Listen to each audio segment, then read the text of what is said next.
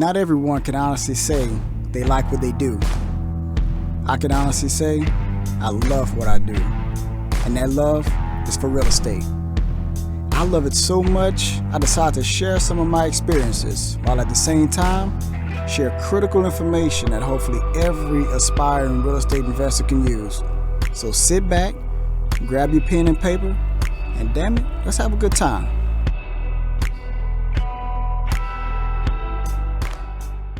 So we're starting to make progress slowly but surely. We finally laid the concrete driveway, and now we're prepping for the back deck to be built off the master bedroom.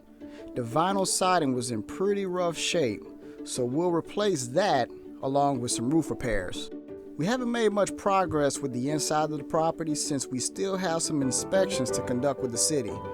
Whoever owned the property before me got slammed by the city with multiple permit rejections and failures.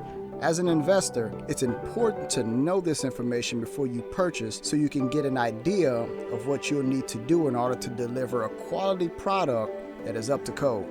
Master tip: while in your due diligence period, it's always a good idea to go down to City Planning, Zoning, and Economic Development Office and ask questions. Find out as much as you can about old permits that were pulled on the property. Oh, and while you're there, find out if the property can be subdivided into multiple lots and any violations associated with the property that are still outstanding. It's important to relax and have fun in the rehab process. The rehab is taking much longer than I anticipated, but I'm even more excited to be delivering a quality product to a deserving buyer. As the seller, even though there's much risk involved, such as the buyer not deciding to move forward with the purchase or the buyer's loan falling through, there are many benefits to the buyer, such as picking out custom paint, cabinets, floors, and other items a buyers want to negotiate. In this case, the buyer requested a custom tub shower combination that better suits their needs, in addition to a handicap ramp extending from the driveway to the front steps of their porch. Since we were able to negotiate a fair price, I was able to provide all these custom alterations for the buyer at no additional cost, and I agreed to pay all their closing costs as well. Oh, and I also agreed to fix 100% of all the requested items on their home inspection report. As an investor, I feel it's important to stand behind your work and reputation. In my opinion, that has way more value than you can ever put into a house. All right, guys, we're gonna go in, we're gonna check on the progress, see how much we've got so far.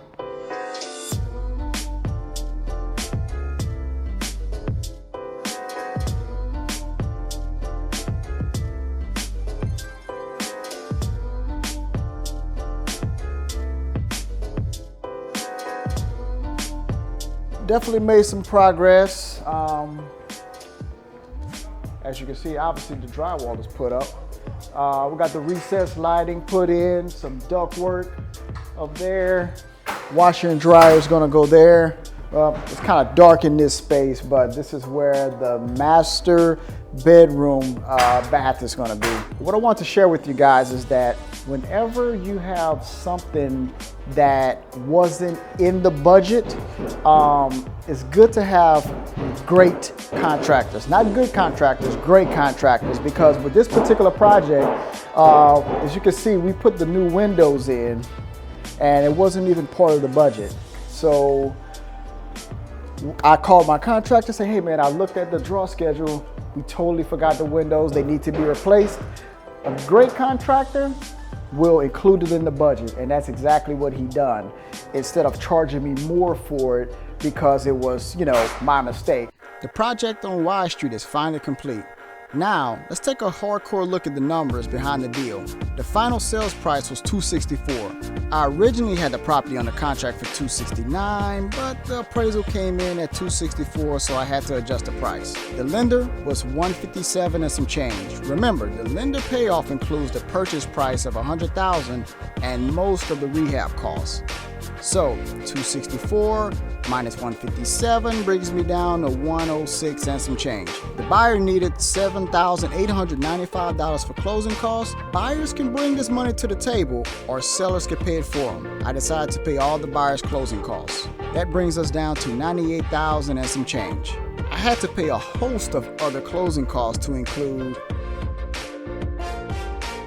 So as you can see, after going over budget and incurring unexpected costs, I was still left with a pretty solid profit. Guys, it's finally done. I appreciate you guys for being so patient with me. As you can see, I got the pod out here, and that's simply because we ran into some delays and they wanted early possession, but I thought it was a good idea for them to at least have their belongings here on site until we get the final approval, which is gonna be done today. We've done some light landscaping. I mean, we've done it a few weeks ago, so it's not the most spectacular, so we might do a little bit of retouch today. And I was working with a buyer who is a veteran, so I thought it would also be nice for him to have a ramp leading up to the stairs. He has a wheelchair, so that was one thing that we agreed to do for him. And now, wait no further. Let's see what the inside looks like. Come on.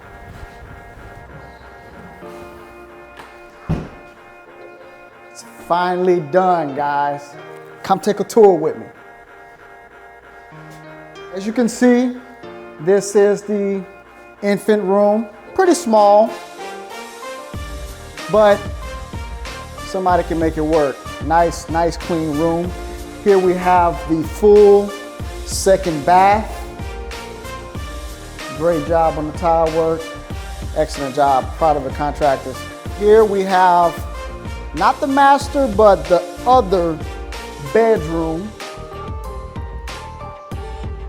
As you can see, nice closet space, nice and clean. And the kitchen, did I learn something with the kitchen. Counters, for all you newbies out there, please order the counters early. This was a very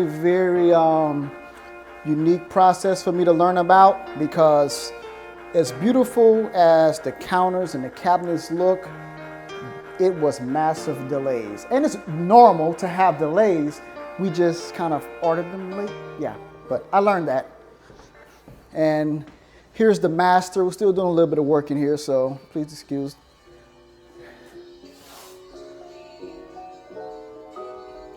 So we have the bathroom coming off.